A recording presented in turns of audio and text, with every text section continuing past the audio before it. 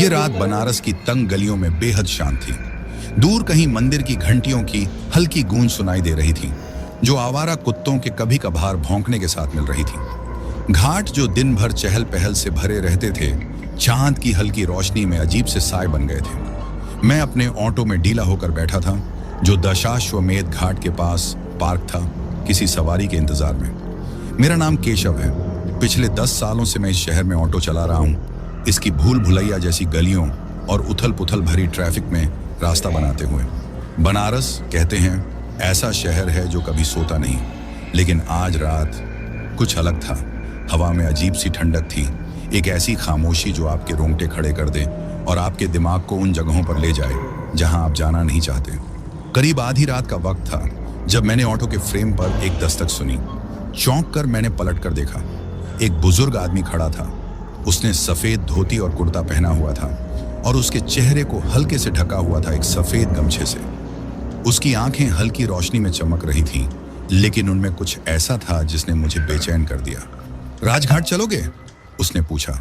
उसकी आवाज खुरदुरी थी, लेकिन मजबूत। मैंने उसकी तरफ देखा और उसके साथ किसी और के होने की उम्मीद की, लेकिन सड़क खाली थी। हैरानी से मैंने पूछा, हम? और कौन है आपके साथ? उसने जवाब देने से पहले हल्के से पीछे इशारा किया और तभी परछाइयों से एक झुंड सा प्रकट हुआ। आदमी, औरतें और बच्चे, सभी पुराने जमाने के कपड़े पहने हुए चुपचाप मेरी ऑटो की तरफ बढ़ रहे थे। उनके कपड़े फटे और फेडेड थे, मानो किसी और दौर से खींचकर यहाँ लाए गए हों। उनकी चाल एकदम खामोश थी, जैसे उनके कदम जमीन को छू ही नहीं रहे हों। मेरी रीढ़ में एक ठंडी लहर दौड़ गई, लेकिन मैंने खुद को संभालते हुए सोचा कि बनारस में ऐसे दृश्य आम हैं। लोग अक्सर पूजा पाठ या रस्मों के बाद देर रात तक सफर करते हैं। मैंने हिचकिचाते हुए सिर हिलाया। बैठ जाइए, बुजुर्ग मुस्कुराया, एक ऐसी मुस्कान जो उसकी आंखों तक नहीं पहुंची। उसने बाकियों को ऑटो में बैठने का इशारा किया। मैंने अविश्वास से देखा कि वे एक एक करके चढ़ते गए। मेरी ऑटो में जितने लोग बैठ सकते थे, उससे कहीं ज्यादा। पर अजीब बात यह थी कि ऑटो पर कोई भार महसूस नहीं हुआ, नहीं वह हिली। मेरे हाथ पसीने से भीग गए थे, लेकिन मैंने किसी तरह खुद को संभाला। राजघाट सही? बुजुर्ग ने सिर हिलाया। उसका गमछा थोड़ा सरक गया और उसका सफेद सूखा चेहरा दिखा। हाँ, श्मशान घाट के रास्ते से ले चलो। मेरी धड़कनें तेज हो गईं। श्मशान घाट? इस वक्त? उसने कुछ नहीं कहा। उसकी नजरें सड़क पर टिकी रहीं। बाकी लोग भी खामोश बैठे रहे। उनके चेहरों पर कोई भाव नहीं था। मैंने अपने डर को नजरअंदाज करते हुए ऑटो स्टार्ट किया और चल पड़ा। जैसे जैसे मैं गलियों से गुजरा, सड़कें और तंग होती गईं। स्ट्रीट लाइट्स की हल्की रोशनी रह रहकर टिमटिमा रही थी। हवा ठंडी होती जा रही थी। मेरी हर सांस भाप में बदलकर अंधेरे में घुल रही थी। मैंने खुद को सड़क पर फोकस करने की कोशिश की, लेकिन मेरा ध्यान बार बार पीछे बैठे यात्रियों की तरफ जा रहा था। हर बार जब मैंने रियर व्यू मिरर में झांका तो उनके चेहरे धुंधले दिखाई देते, जैसे किसी कोहरे से ढके हों। लेकिन बुजुर्ग की आंखें, वे एकदम साफ और मेरे चेहरे पर टिकी हुई थीं। सब ठीक है भैया? मैंने हिम्मत जुटाकर पूछा, अपनी आवाज में छिपी घबराहट को दबाने की कोशिश करते हुए। उसने कोई जवाब नहीं दिया, बल्कि थोड़ा झुककर धीमे से बोला, चला लो, अब बस पहुंचने ही वाले हैं। श्मशान घाट के करीब पहुंचते ही हवा में जलती लकड़ी और राख की गंध भर गई। दूर जलती चिताओं की हल्की रोशनी दिखाई दे रही थी। उनकी लपटें किसी दुष्ट आत्मा की तरह थिरक रही थीं। सड़क पूरी तरह सुनसान थी। सामान्य रातों की तरह न तो झींगुरों की आवाज आ रही थी, न दूर से किसी मंत्रोच्चार की। अचानक ऑटो झटका खाकर रुक गया। इंजन ने कुछ पल खड़खड़ाया और फिर बंद हो गया। चारों तरफ गहरी खामोशी छा गई। मैंने कई बार स्टार्ट करने की कोशिश की, लेकिन ऑटो ने चलने से मना कर दिया। परेशान होकर मैंने बुजुर्ग की तरफ देखा। लगता है खराब हो गया है अब हमें। मेरे शब्द बीच में ही अटक गए। ऑटो पूरी तरह खाली था। हर एक यात्री, यहाँ तक कि वो बुजुर्ग भी, गायब हो चुके थे। मैं ठिठका हुआ बैठा था। दिल पसलियों से टकराते हुए तेजी से धड़क रहा था। आसपास की हवा भारी और घुटन भरी लग रही थी, मानो अदृश्य आंखें मेरी हर हरकत पर नजर रख रही हों। और फिर मैंने सुना एक धीमा, गहरा गूंजता हुआ स्वर, जो हर पल के साथ तेज होता जा रहा था। धीरे धीरे मैंने पलट कर देखा और मेरी आंखें भय से फैल गईं। अंधेरे से परछाई जैसी आकृतियां बाहर आ रही थीं। उनके चेहरे धुंधले थे और उनकी आकृतियां हवा में जलती मोमबत्ती की लौ की तरह कांप रही थीं। उस जुलूस के आगे आगे वही बूढ़ा आदमी था। उसकी सफेद चादर अब हट चुकी थी और उसकी आंखों की जगह सिर्फ खाली गड्ढे थे। हम पहुंच गए, उसने खुरदरी गूंजती हुई आवाज में कहा। मैं घबराकर ऑटो से बाहर कूद पड़ा। मेरी टांगें मुझे मुश्किल से संभाल पा रही थीं। वे आकृतियां मुझे घेरने लगीं। उनकी खाली आंखें मेरे अंदर तक झांक रही थीं। मैंने चिल्लाने की कोशिश की, लेकिन मेरे मुंह से कोई आवाज नहीं निकली। और फिर जैसे वे आए थे वैसे ही अचानक गायब हो गए। ऑटो का इंजन दहाड़ते हुए चालू हो गया। उसकी हेडलाइट्स ने सामने खाली सड़क को रोशन कर दिया। कांपते हुए मैं वापस ऑटो में बैठा और बिना पीछे देखे तेजी से वहां से निकल गया। जब मैं घर पहुंचा तो ऑटो खड़ा करके सीधे बिस्तर पर गिर पड़ा। मेरा दिमाग रात की घटनाओं को बार बार याद कर रहा था। क्या ये सपना था, कोई भ्रम, या मैंने सच में आत्माओं के जुलूस को उनकी आखिरी मंजिल तक पहुंचाया था? मुझे अंदाजा नहीं था कि ये तो सिर्फ मेरे डरावने सपने की शुरुआत थी। अगले दिन की सुबह जब मैं उठा तो मेरा पूरा शरीर पसीने से तर था। रात की घटनाएं मेरी आंखों के सामने किसी डरावनी फिल्म की तरह चल रही थीं। दीवार पर घड़ी 7 बजा रही थी, लेकिन बाहर सूरज की रोशनी फीकी और धुंधली लग रही थी। मेरा ऑटो हमेशा की तरह बाहर खड़ा था, सुबह की हल्की रोशनी में चमकता हुआ। सिर्फ एक बुरा सपना था। मैंने खुद को समझाने की कोशिश की, चेहरे पर हाथ फेरते हुए, लेकिन मेरे दिल की गहराई में मुझे पता था कि ऐसा नहीं था।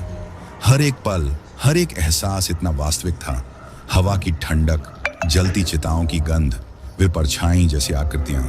मैंने उस डर को झटकने की कोशिश की और दिनचर्या में जुट गया।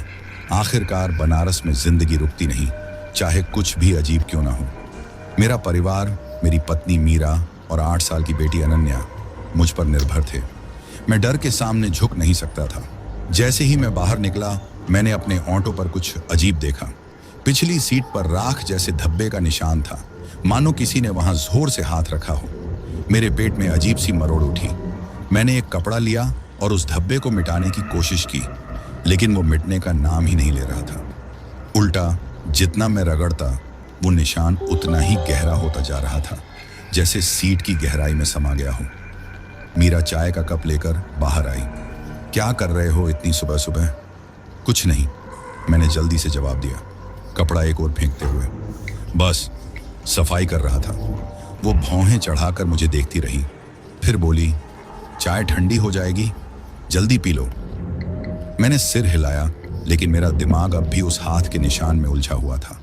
वो ऐसा लग रहा था जैसे किसी ने चेतावनी छोड़ दी हो, ये बताने के लिए कि रात की घटना खत्म नहीं हुई है। दोपहर होते होते मैंने खुद को समझा लिया कि मुझे इसे भूल जाना चाहिए।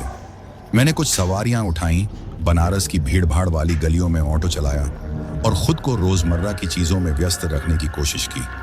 लेकिन चाहे मैं जहां भी गया, मुझे ऐसा लगा जैसे कोई मुझे देख रहा हो।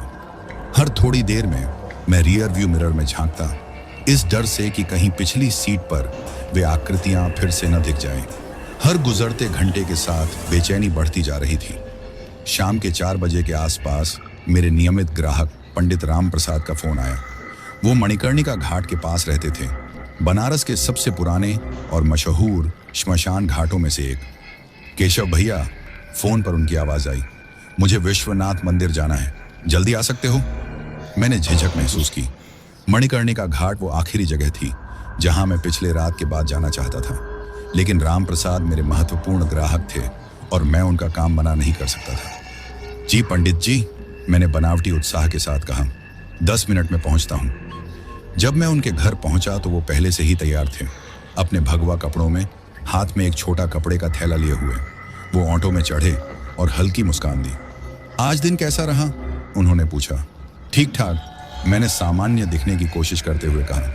मंदिर में कहाँ तक जाना है? गर्भगृह तक, उन्होंने जवाब दिया। आज एक विशेष पूजा करनी है। हम दोनों चुपचाप आगे बढ़ते रहे। शहर की गहमागहमी उस खामोशी को भर रही थी।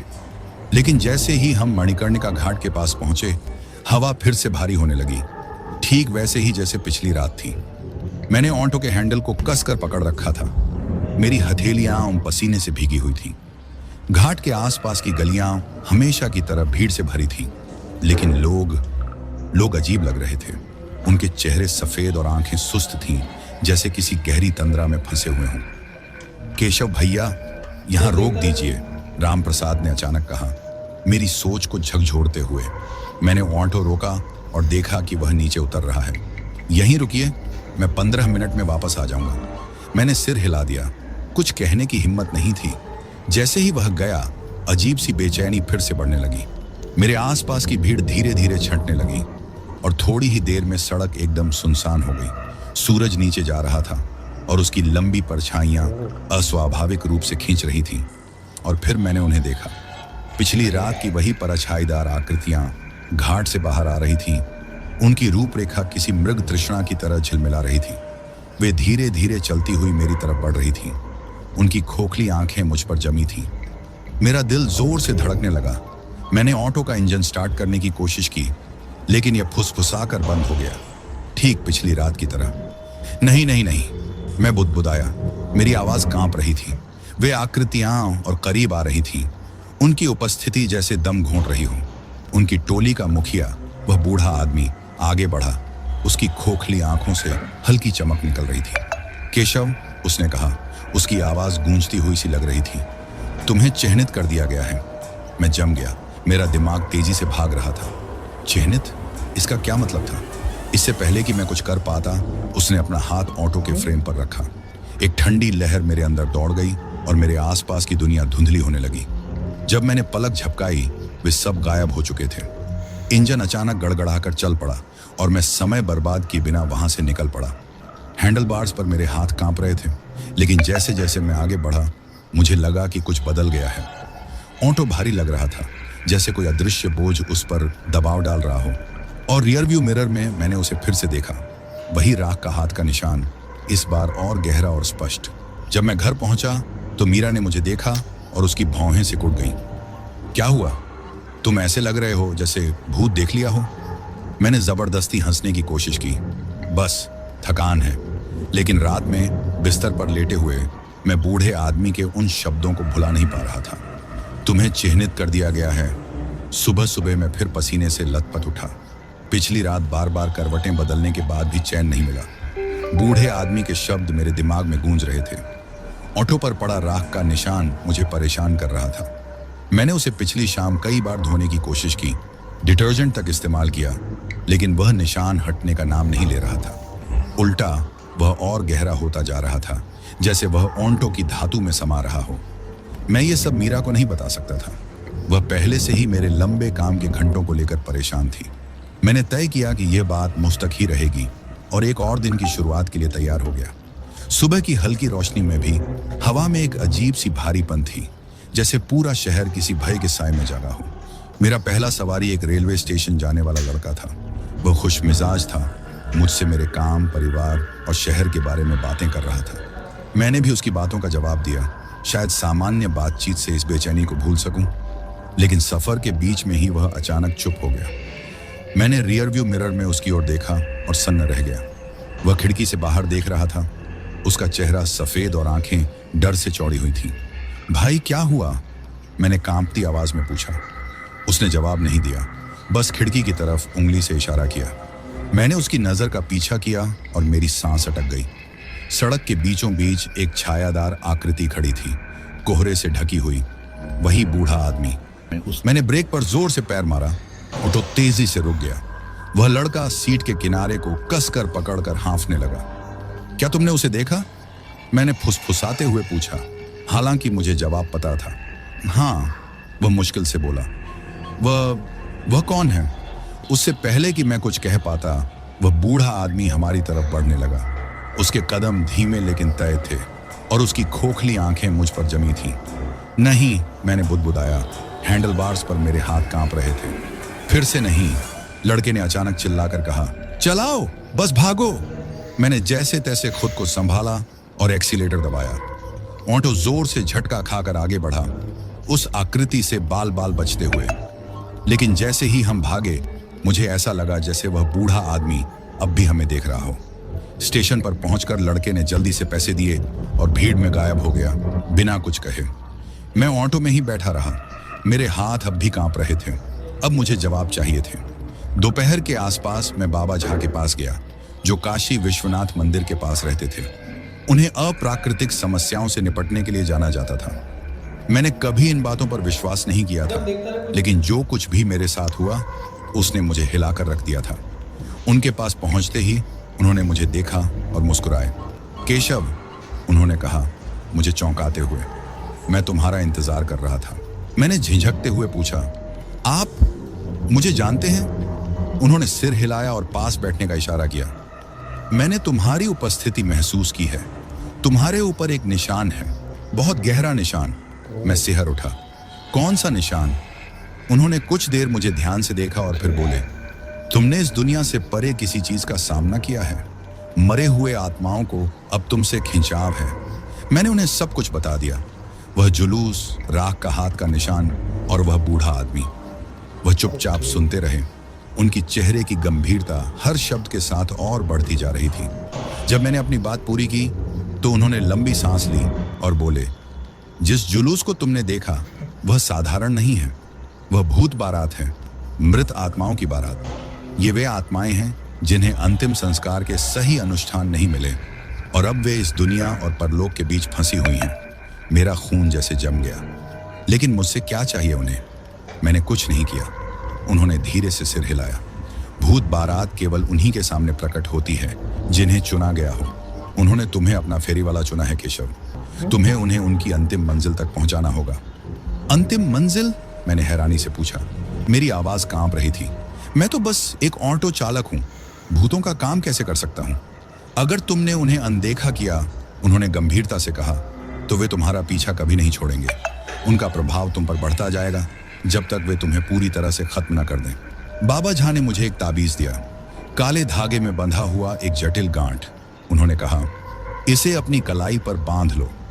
यह तुम्हें उनकी सीधी चोट से बचाएगा, लेकिन यह उन्हें मुक्त नहीं करेगा। तुम्हें फिर से उनका सामना करना होगा और उनका उद्देश्य पूरा करना होगा। मैं अवाक रह गया। उस जुलूस का सामना करने का ख्याल ही मुझे अंदर तक हिला रहा था, लेकिन मैं इस डर और अनिश्चितता के साथ नहीं जी सकता था। मंदिर से निकलते समय ताबीज को अपनी कलाई पर कसकर बांधते हुए मैंने तय कर लिया कि मुझे उन आत्माओं का सामना करना होगा। लेकिन कहां से शुरू करना है और क्या करना होगा, इसका मुझे जरा भी अंदाजा नहीं था।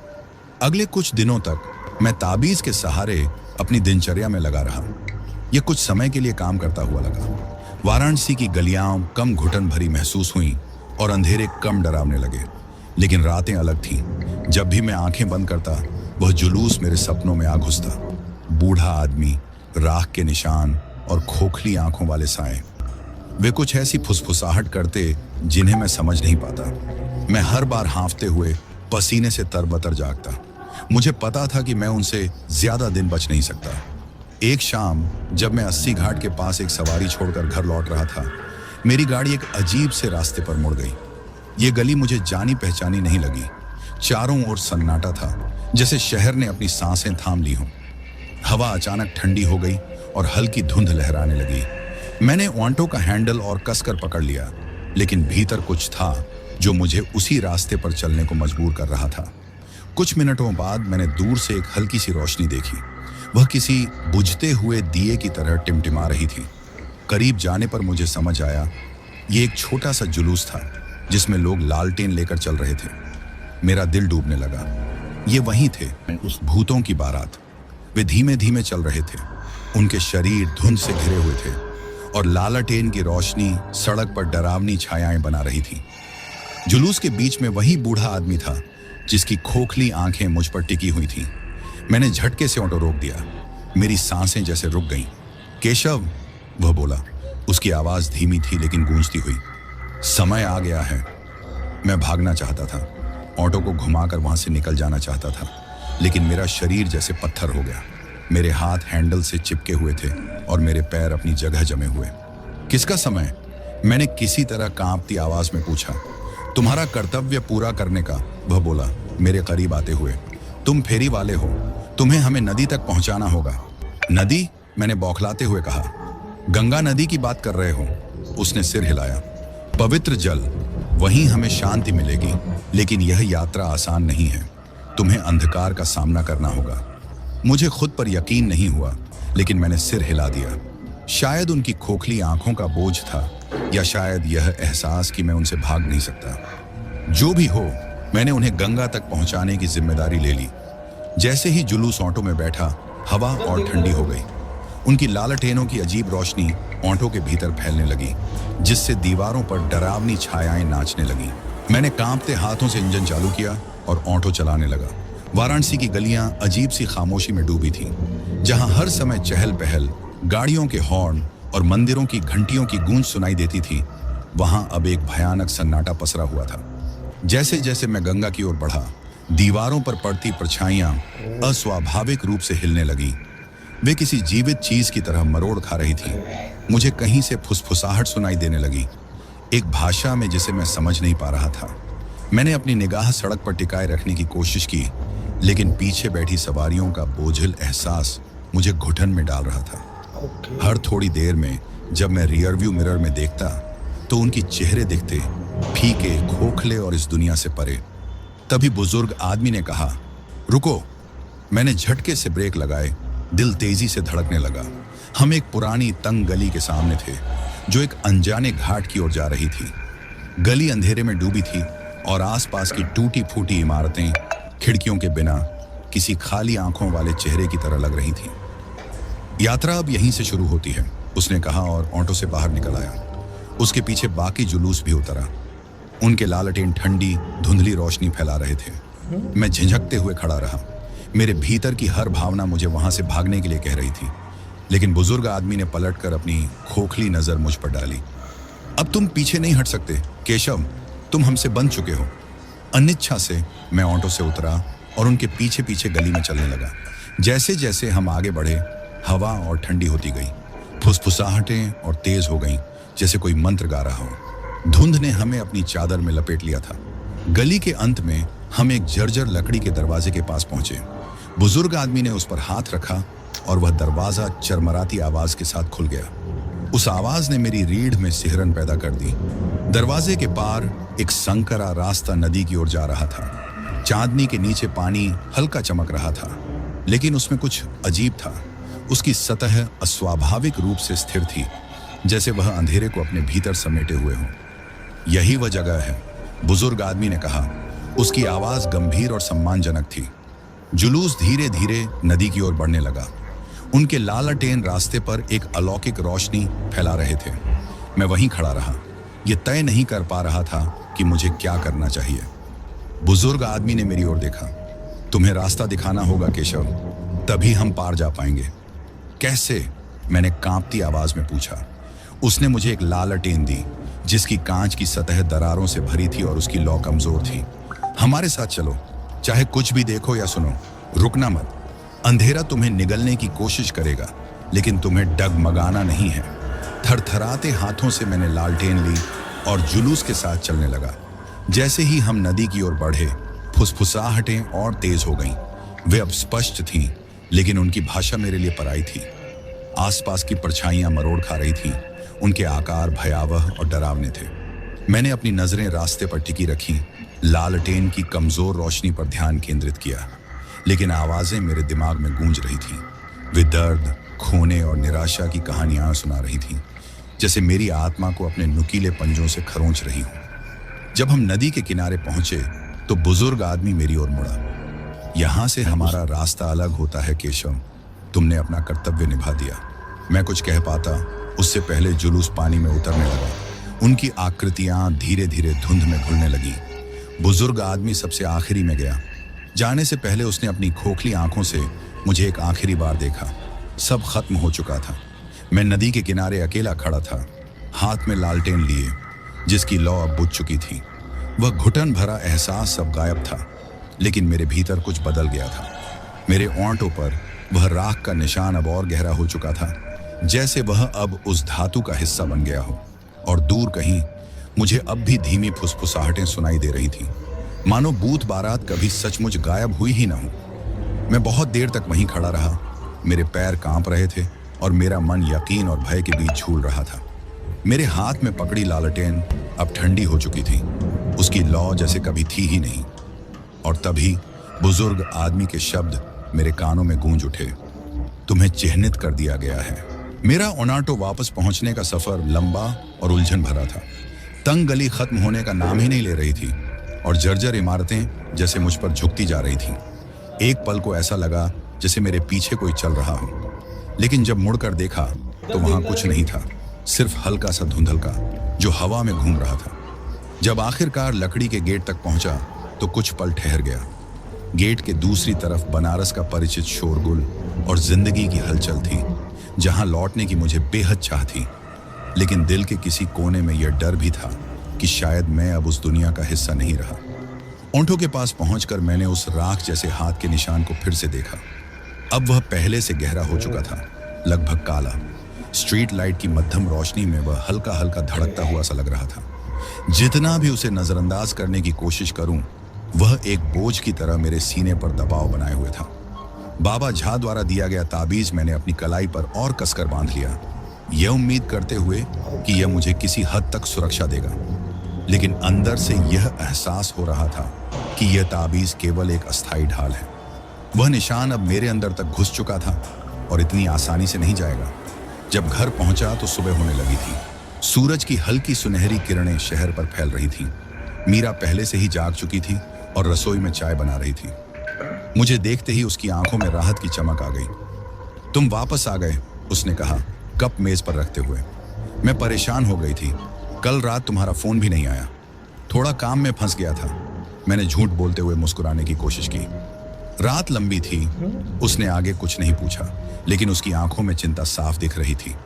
मैं उसे सब कुछ बताना चाहता था, इस बोझ को उसके साथ बांटना चाहता था, लेकिन कैसे? जो कुछ हो रहा था वह तो शब्दों में बयां भी नहीं किया जा सकता था। अगले कुछ दिनों तक मैंने सामान्य जीवन में लौटने की कोशिश की। मैं काम पर गया, सवारियां उठाईं और बनारस की जानी पहचानी गलियों से होकर गुजरा। लेकिन अब यह शहर पहले जैसा नहीं लगता था। हर परछाई पहले से ज्यादा गहरी लगती थी, हर गली पहले से ज्यादा डरावनी। कानों में फिर से वे फुसफुसाहटें लौट आई थीं, धीमी लेकिन लगातार, जैसे किसी दूर के अतीत की आवाजें। कभी कभी रियर व्यू मिरर में अजीब सी हलचल दिखती, लेकिन पलटकर देखने पर कुछ भी नहीं होता। रातें सबसे ज्यादा खौफनाक थीं। मैं नदी के सपने देखता, उसकी गहरी काली लहरें मुझे अपनी तरफ खींच रही थीं, और वह बारात, उनके चेहरे पानी के नीचे से मुझे घूर रहे थे। मैं हाँफते हुए जागता और मेरी कलाई पर ताबीज की गर्माहट महसूस होती। एक शाम जब मैं मणिकर्णिका घाट के पास एक सवारी छोड़कर लौट रहा था, मेरा ऑटो अचानक बंद हो गया।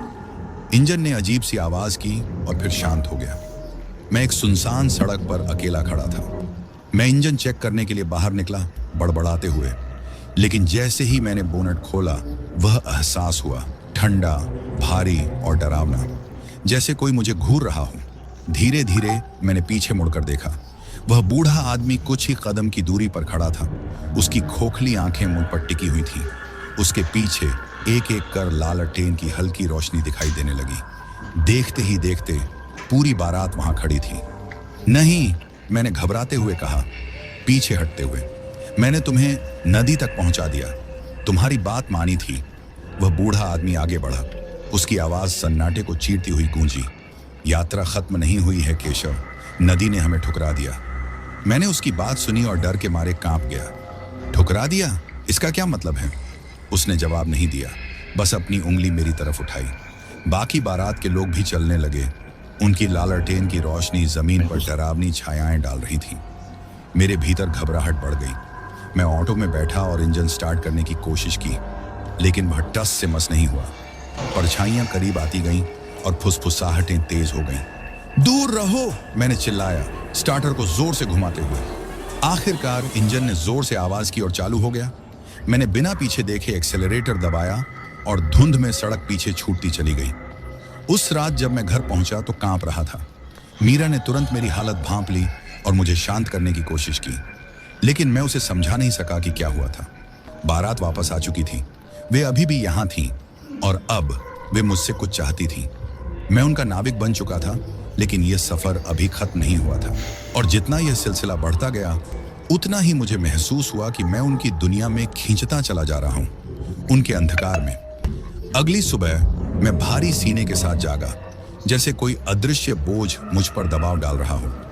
मीरा पहले ही मंदिर जा चुकी थी। घर अजीब तरह से शांत था। खिड़की से आती धूप भी उस ठंडक को नहीं हटा पाई जो मुझसे चिपकी हुई थी। पिछली रात की घटनाएं बार बार मेरे दिमाग में घूम रही थी। वह बूढ़ा आदमी, अस्वीकार की गई बारात और चारों ओर मंडराते साए। मुझे ऐसा लग रहा था कि मैं उनकी दुनिया में और गहराई तक खींचता जा रहा हूं। एक ऐसी जगह जहां से न भागा जा सकता था और न समझा जा सकता था। मैं चाय के कप को घूरते हुए टेबल पर बैठा था जब दरवाजे पर हुई दस्तक ने मुझे चौंका दिया।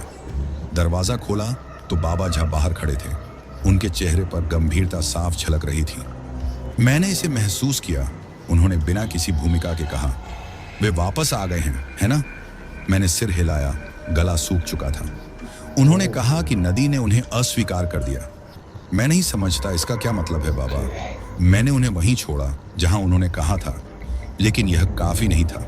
बाबा झा अंदर आ गए। उनकी नजरें मेरी हालत को भांप रही थीं। कई कारण हो सकते हैं कि नदी ने उन्हें अस्वीकार किया, उनके पाप, अधूरे कर्ज या कुछ और ज्यादा भयानक। लेकिन जो भी हो, वे अब तुमसे बन चुके हैं केशव। जब तक उन्हें शांति नहीं मिलती वे तुम्हें नहीं छोड़ेंगे। उनके शब्दों ने मुझे झकझोर कर रख दिया। अब मैं क्या करूं? तुम्हें उनकी कहानी जाननी होगी, उन्होंने धीमी आवाज में कहा। यह पता लगाओ कि वे कौन थे और यह बारात शापित क्यों बनी। तभी तुम उन्हें उनकी अंतिम मंजिल तक पहुंचा पाओगे। उनकी दुनिया में और गहराई तक जाने का ख्याल ही मुझे डर से भर रहा था, लेकिन मुझे पता था कि मेरे पास और कोई चारा नहीं था। अगर मैंने कुछ नहीं किया तो वे फुसफुसाहटें, उस साये और खोखली आंखों वाले चेहरे मुझे धीरे धीरे खत्म कर देंगे। बाबा झा ने मुझे राख और जड़ी बूटियों से भरी एक छोटी थैली थमाई। जब साये ज्यादा बढ़ जाएं तो इसे जलाना। ये थोड़ी देर के लिए सुरक्षा देगा, लेकिन सिर्फ कुछ समय के लिए। शुरुआत कहाँ से करूं? मैंने पूछा। घाट, उन्होंने कहा। यहीं पर दुनियाओं के बीच की दीवार सबसे पतली होती है। वहीं तुम्हें जवाब मिलेंगे, अगर तुम सच्चाई का सामना करने को तैयार हो। उस शाम जब सूरज क्षितिज के नीचे जा रहा था, मैंने अपना ऑंटो मणिकर्णिका घाट की ओर मोड़ा। जलती लकड़ी और धूप की गंध से भरी हवा भारी थी। चिता की लपटें पानी पर झिलमिलाती परछाइयां बना रही थी। घाट के किनारे मैंने अपना ऑटो पार्क किया और बाहर निकला। मेरी कलाई में बंधे तावीज को मैं मजबूती से पकड़ रहा था। फुसफुसाहटें शुरू हो चुकी थी, धीमी लेकिन अटल, जैसे दूर से आती कोई आवाज जो रुकने का नाम नहीं लेती। घाट पर भीड़ थी, शोक में डूबे लोग, पंडित और जलते हुए चिताओं की लपटें। लेकिन उस भीड़ के बीच भी मैं खुद को पूरी तरह अकेला महसूस कर रहा था। जैसे ही मैं नदी के किनारे चला, मेरी नजर एक छोटी झुकी हुई आकृति पर पड़ी जो पानी के पास बैठी थी। वह एक बुजुर्ग महिला थी। उसका चेहरा झुर्रियों से भरा हुआ था और उसकी आंखें धुंधली सफेदी से ढकी हुई थीं।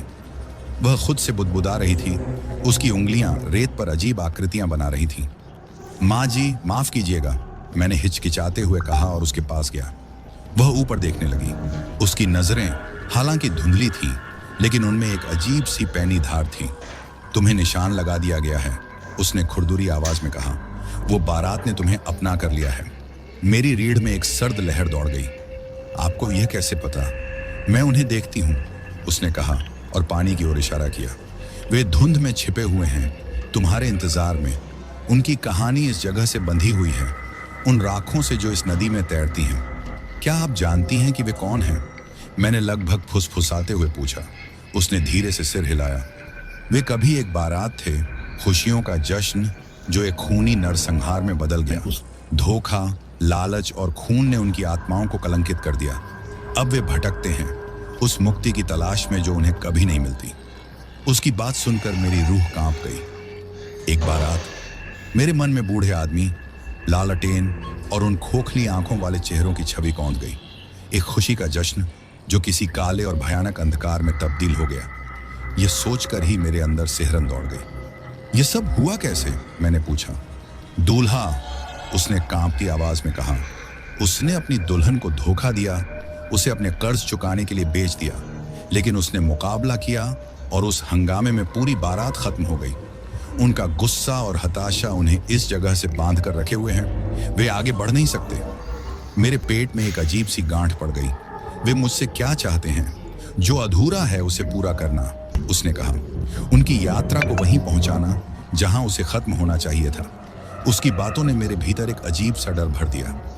ये सिर्फ भटकी हुई आत्माएं नहीं थीं, ये एक हिंसक और अधूरी कहानी से बंधी हुई थी, और किसी तरह मैं भी अब उसका हिस्सा बन चुका था।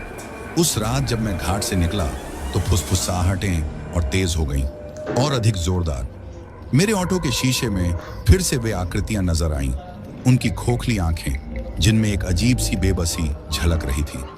बूढ़े आदमी की आवाज मेरे कानों में गूंज रही थी, तुम मल्लाह हो। मैं अब भी यह नहीं समझ पा रहा था कि वे मुझसे क्या चाहते हैं, लेकिन एक बात साफ थी, मैं उनसे भाग नहीं सकता था। यात्रा अभी खत्म नहीं हुई थी, और मेरे सामने जो रास्ता था वह पहले से कहीं ज्यादा अंधकार में था। अगली कई रातें खौफ और थकान के धुंधलके में गुजर गईं। वह बारात हर रात बिना छूके प्रकट होती, उनकी लालटेनें धुंध में चमकती जैसे भटकती हुई आत्माएं। बूढ़े आदमी की खोखली आंखें मेरी हर हरकत का पीछा करती, उसकी आवाज मेरे सपनों में गूंजती रहती। मैं उनसे बच नहीं पा रहा था, न अपने ऑटो में, न अपने घर में, और न ही अपनी सोच में। वे हर जगह मौजूद थे, हमेशा इंतजार करते हुए, हमेशा ताकते हुए। फुसफुसाहटें अब तेज हो गई थी।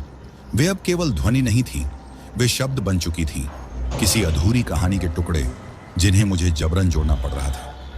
एक रात जब मैं सुनसान सड़क के किनारे अपने ऑटो में बैठा था, बारात फिर प्रकट हुई, लेकिन इस बार उन्होंने मेरे बोलने का इंतजार नहीं किया। बूढ़ा आदमी आगे बढ़ा, उसकी लालटेन अंधेरे में झिलमिला रही थी। नदी ने हमें ठुकरा दिया केशव, उसने भारी आवाज में कहा, जिसमें गहरा दर्द झलक रहा था। लेकिन तुम हमें बचा सकते हो। मैंने स्टीयरिंग व्हील कसकर पकड़ा, मेरी उंगलियां सफेद पड़ने लगीं। कैसे? मैं तुम्हें कैसे बचा सकता हूं? हमें उस जगह ले चलो जहां सब शुरू हुआ था, उसने कहा। उस गांव तक जहां धोखा हुआ था। मेरी रीढ़ में सर्द लहर दौड़ गई। फिर क्या? जब हम वहां पहुंचेंगे तो क्या होगा? सच सामने आना चाहिए, उसने कहा, तभी यह श्राप टूटेगा। उसकी बातें सुनकर मेरा दिल डर से कांपने लगा। जो कुछ भी उस रात हुआ था वह कुछ ऐसा था जिसे जानने की मैं कल्पना भी नहीं करना चाहता था, लेकिन मेरे पास कोई चारा नहीं था। मेरी कलाई पर बना निशान हल्के से धड़क रहा था, मुझे उस बंधन की याद दिलाता जो अब मुझे उनसे जोड़ चुका था। ठीक है, मैंने आखिरकार कहा, मैं तुम्हें वहां ले जाऊंगा, लेकिन यह आखिरी बार होगा। उसके बाद मुझे अकेला छोड़ देना। बूढ़े आदमी ने गंभीरता से सिर हिलाया। सहमति है। अगली सुबह मैंने बारात के बारे में पूछताछ शुरू की। ज्यादातर लोग मेरे सवालों को टाल गए, केवल उनका जिक्र करते ही उनके चेहरों पर डर की परछाई छा गई। लेकिन आखिरकार मुझे एक बूढ़ा रिक्शा चालक मिला जो इस कहानी को जानता था। उसने मुझे चंद्रपुर नाम के एक गांव के बारे में बताया जो बनारस से दूर ग्रामीण इलाकों में बसा था। वह एक रहस्यमय जगह थी जो उस त्रासदी के बाद दशकों से वीरान पड़ी थी। कहते हैं जो भी वहां जाता है कभी वापस नहीं आता, उसने कांपती आवाज में कहा। उस शादी की बारात की आत्माएं उस गांव में भटकती हैं और वे मेहमानों का स्वागत नहीं करती। उस शाम मैंने यात्रा की तैयारी की। एक छोटा बैग तैयार किया जिसमें पानी, खाना और बाबा झा द्वारा दिया गया भस्म का थैला रखा। मीरा ने मुझे रोकने की भरसक कोशिश की, उसकी आंखों से आंसू बह रहे थे। प्लीज केशव, उसने मेरा हाथ पकड़ते हुए कहा, जो कुछ भी ये है तुम्हारी जान से ज्यादा अहम नहीं हो सकता। मैंने उसे अपने करीब खींच लिया। काश मैं रुक पाता, लेकिन मेरी कलाई पर बना निशान पहले से भी ज्यादा जल रहा था। एक जलती हुई याद दिलाता कि मैं अपनी किस्मत से भाग नहीं सकता। मैं वापस आऊंगा, मैंने उससे वादा किया। मुझे यह करना होगा हम दोनों के लिए। उस रात बारात फिर उम्मीद के मुताबिक प्रकट हुई। मैंने अपने ऑटो में कदम रखा, दिल की धड़कनें तेज हो गईं और धुंध में सफर शुरू कर दिया। चंद्रपुर की सड़क लंबी और घुमावदार थी और हर बीतते किलोमीटर के साथ परिदृश्य और अधिक सूना और भयावह होता गया। बारात की लालटेनों ने रास्ता दिखाया। उनकी रोशनी पेड़ों पर अजीबोगरीब साए बना रही थी, जैसे वो भी मेरी यात्रा का हिस्सा बन गए हों। जैसे जैसे हम गांव के करीब पहुंचे, फुसफुसाहटें और तेज होती गईं। मैं उनके शब्दों को समझ नहीं पा रहा था, लेकिन उनकी हड़बड़ाहट और बेचैनी साफ महसूस कर सकता था। जब आखिरकार हम चंद्रपुर पहुंचे तो जो नज़ारा मेरे सामने था उसने मेरी रूह को कंपा दिया। गांव एक भूतिया जगह जैसा लग रहा था। कभी चहल पहल से भरे घर अब खंडहर में बदल चुके थे। हवा सड़ान से भारी थी और खामोशी इतनी गहरी थी कि वह कानों में गूंज रही थी। बारात गांव के किनारे रुक गई। उनकी लालटेनें टिमटिमा रही थीं। जैसे बुझने से पहले आखिरी दम भर रही हूं। बूढ़ा आदमी आगे बढ़ा। उसका चेहरा पहले से भी ज्यादा खोखला और बेजान लग रहा था। यहीं से सब शुरू हुआ था, उसने धीमी थकी हुई आवाज में कहा, और यहीं इसे खत्म होना चाहिए। वह मुझे गांव के बीचों बीच ले गया, जहां एक बड़े से घर के अवशेष खड़े थे। दीवारें कालिक से काली हो चुकी थीं और जमीन पर टूटा हुआ फर्नीचर और सड़े हुए फूल बिखरे पड़े थे। यह दुल्हन का घर था, बूढ़े आदमी ने कहा। यहीं वो विश्वासघात हुआ था। एक ठंडी हवा मेरे शरीर से गुजरी, अपने साथ अगरबत्ती और खून की हल्की गंध लेकर। फुसफुसाहटें और तेज हो गईं। अब उनके शब्द साफ सुनाई देने लगे। हमें याद रखो, जो हमारे साथ हुआ उसे याद रखो। अचानक मेरे पैरों के नीचे की जमीन हिलने लगी। खंडहर नुमा घर मेरी आंखों के सामने बदलने लगा। दीवारें खुद ब खुद ठीक होने लगी। टूटा हुआ फर्नीचर जुड़ गया। हवा में हंसी और संगीत गूंजने लगा और गेंदे और चमेली की खुशबू फैल गई। मैं अब खंडहर में नहीं, बल्कि एक शादी के जश्न के बीच खड़ा था। दुल्हन मेरे सामने प्रकट हुई। उसका चेहरा चमक रहा था, लेकिन उसकी आंखों में गहरा दर्द छिपा था। उसके बगल में दूल्हा खड़ा था, जिसकी नजरों में ठंडापन और बेरुखी थी। ये वही रात है, बूढ़े आदमी ने कांपती आवाज में कहा। देखो केशव, देखो और समझो। दृश्य किसी डरावने सपने की तरह चलने लगा। दुल्हन ने दूल्हे से गुहार लगाई। उसकी आवाज दर्द और निराशा से भरी हुई थी, लेकिन दूल्हे ने उसे अनदेखा कर दिया। कुछ ही पल बाद हथियारबंद लोग घर में घुस आए और अफरा तफरी मच गई। दुल्हन ने बहादुरी से लड़ाई की। उसकी चीखें हवा में गूंज उठी, लेकिन आखिरकार उसे धोखा मिला। उस आदमी ने उसे बेच दिया जो उसका रक्षक होना चाहिए था। शादी के मेहमानों ने उसे बचाने की कोशिश की, लेकिन वे भी गोलियों की बारिश में फंस गए। खून दीवारों पर छिटक गया और खुशी का जश्न एक भयानक कत्लेआम में बदल गया। दृश्य धुंधला होने लगा और मैं घुटनों के बल गिर पड़ा। मेरा दिल इतनी तेजी से धड़क रहा था कि मुझे लगा मैं इसे संभाल नहीं पाऊंगा। फुसफुसाहटें अब बाहरी कर देने वाली थीं। उनका दर्द और गुस्सा मेरी आत्मा पर भारी पड़ रहा था। अब तुमने सच देख लिया है, बूढ़े आदमी ने कहा। उसकी आवाज गहरे दुख से भरी हुई थी। अब तुम्हें हमारी मदद करनी होगी, ताकि यह दुनिया हमारे दर्द को जान सके। मैंने उसकी ओर देखा। मेरी आंखों में आंसू थे। कैसे? मैं क्या कर सकता हूं? यात्रा पूरी करो, उसने कहा। हमें उस जगह ले चलो जहां हमारी आत्माएं आखिरकार शांति पा सकें। मुझे समझ आ चुका था कि अब पीछे हटने का कोई रास्ता नहीं था। उनका अधूरा सच अब मेरा सच बन चुका था। रात गहराने के साथ मैं दुल्हन के घर के खंडहरों के बीच खड़ा था। मेरे चारों ओर जश्न के बिखरे हुए टुकड़े, जले हुए लकड़ी की गंध और एक अजीब सी बेचैनी जो मेरी हड्डियों तक उतर गई थी। बूढ़ा आदमी मेरे पास आया। उसकी लालटेन की रोशनी जमीन पर लंबी और डरावनी परछाइयां डाल रही थी। एक आखिरी जगह है जहां हमें जाना होगा, उसने गंभीर आवाज में कहा। कहां? मैंने सूखे गले से पूछा। जंगल, उसने जवाब दिया। गांव के पार एक रास्ता है जो नदी तक जाता है। वहीं दुल्हन ने आखिरी बार अपने हक के लिए लड़ाई लड़ी थी। वहीं उसकी आत्मा इस बारात से बंध गई। मेरी रीढ़ में ठंडी लहर दौड़ गई। जंगल हमेशा से रहस्यों और खतरों से भरा माना जाता था। एक ऐसी जगह जहां रात में कोई भी जिंदा इंसान जाने की हिम्मत नहीं करता। लेकिन अब वही जगह मेरे सवालों का जवाब देने वाली थी।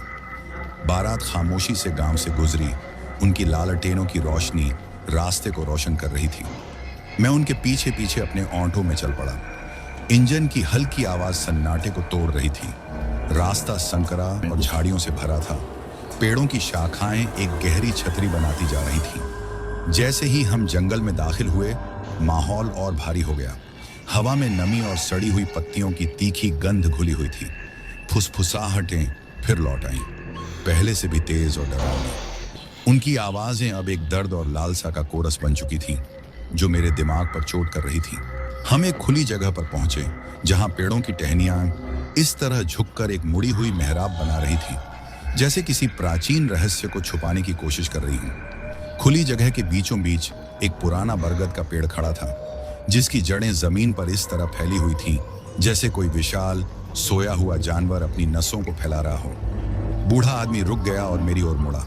उसने धीमी और गंभीर आवाज में कहा, यही वो जगह है, यहीं सब खत्म होना चाहिए। मैंने कांपते हुए अपने ओंठों से बाहर कदम रखा। यहाँ की हवा और भी ठंडी थी और साए गहरे। फुसफुसाहटें अब इतनी तेज हो गई थीं कि मुझे उनके आसपास होने का एहसास होने लगा, जैसे वे मुझे देख रहे हों, मेरा इंतजार कर रहे हों। बूढ़े आदमी ने अपनी लालटेन उठाई, जिसकी रोशनी अब किसी बुझते हुए दीपक की तरह कांप रही थी। उसने आदेश और विनती के मिश्रण से कहा, उनका नाम लो। मैंने घबराते हुए पूछा, कौन सा नाम? दुल्हन का नाम, उसने जवाब दिया। उसे पुकारो, उसे बताओ कि अब उसे याद किया गया है। मुझे कुछ क्षण के लिए झिझक महसूस हुई। इस पल का भार मेरे ऊपर पूरी तरह हावी था, लेकिन मैंने गहरी सांस ली और वो नाम लिया जो मेरी आत्मा में तब से गूंज रहा था जब से मैंने इसे पहली बार सुना था, सावित्री। जैसे ही मैंने ये नाम लिया, जमीन हल्की सी कांपने लगी और हवा पहले से भी ज्यादा ठंडी हो गई। बरगद के पेड़ के नीचे एक आकृति आकार लेने लगी। उसकी छवि धुंधली थी, जैसे किसी मायाजाल से बनी हो। वो दुल्हन थी। उसका चेहरा वैसा ही सुंदर और दमकता हुआ था जैसा मैंने उस दृश्य में देखा था, लेकिन उसकी आंखें दुख से भरी हुई थीं। उसने जुलूस की ओर देखा, फिर मेरी ओर। उसकी निगाहों में कुछ ऐसा था जिसे समझ पाना कठिन था।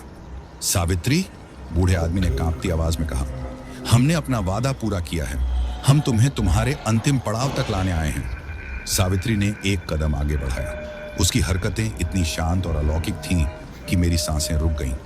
उसने अपना हाथ उठाया और जुलूस की लालटेनों की रोशनी तेज हो गई, जिससे पूरा क्लियरिंग अजीब सी रोशनी में नहा गया। तुमने हमें याद रखा, उसने कहा। उसकी आवाज धीमी लेकिन शक्तिशाली थी। तुम्हें याद है जो कुछ हमसे छीन लिया गया था? उसकी नजर मुझ पर पड़ी और मुझे ऐसा लगा जैसे वो मेरी आत्मा के सबसे गहरे कोनों में झांक रही हो। उसने कहा, और तुमने हमारा दर्द उठाया, हमारी कहानी सुनी और हमें यहां तक पहुंचाया। मैंने सिर हिलाया, बोलने में असमर्थ था। सावित्री ने बूढ़े आदमी की ओर देखा। नदी ने हमें अस्वीकार कर दिया क्योंकि हमारी आत्माएं क्रोध और निराशा से दूषित थीं, लेकिन अब हमें याद किया गया है, हमारी कहानी कही गई है। उसने जुलूस की ओर देखा। उसकी निगाहों में दर्द की जगह अब शांति थी। अब समय आ गया है। जुलूस धीरे धीरे गायब होने लगा। उनकी आकृतियां धुंध में घुलने लगीं और उनकी लालटेन बुझती गईं। अंत में केवल सावित्री ही रह गई। उसने आखिरी बार मेरी ओर देखा। उसकी निगाहों में कृतज्ञता थी। धन्यवाद, उसने कहा, तुमने हमें शांति दी। और फिर वो भी गायब हो गई, जैसे धुएं का एक टुकड़ा हवा में घुल जाए। खुली जगह अचानक शांत हो गई। हवा में छाया हुआ भारीपन उठ चुका था। हफ्तों में पहली बार मुझे एक सुकून सा महसूस हुआ, जैसे अंततः ये दुःस्वप्न समाप्त हो चुका था। जब मैं गांव वापस लौटा तो जंगल अब उतना डरावना नहीं लग रहा था और साए भी कम भयानक। फुसफुसाहटें अब गायब हो चुकी थीं। उनकी जगह रात की सामान्य आवाजों ने ले ली थी। जब मैं घर पहुंचा तो मीरा दरवाजे पर मेरा इंतजार कर रही थी। उसकी आंखें रोने से लाल थीं। उसने दौड़कर मुझे गले लगा लिया। तुम वापस आ गए, उसने कहा। उसकी आवाज कांप रही थी। हाँ, मैं वापस आ गया, मैंने जवाब दिया, उसे कसकर गले लगाते हुए। मेरे हाथ पर बना निशान अब फीका पड़ चुका था। वहां अब सिर्फ एक हल्का सा दाग रह गया था, उस यात्रा की याद दिलाने के लिए जिसे मैंने तय किया और जिन आत्माओं को मैंने मुक्ति दिलाई।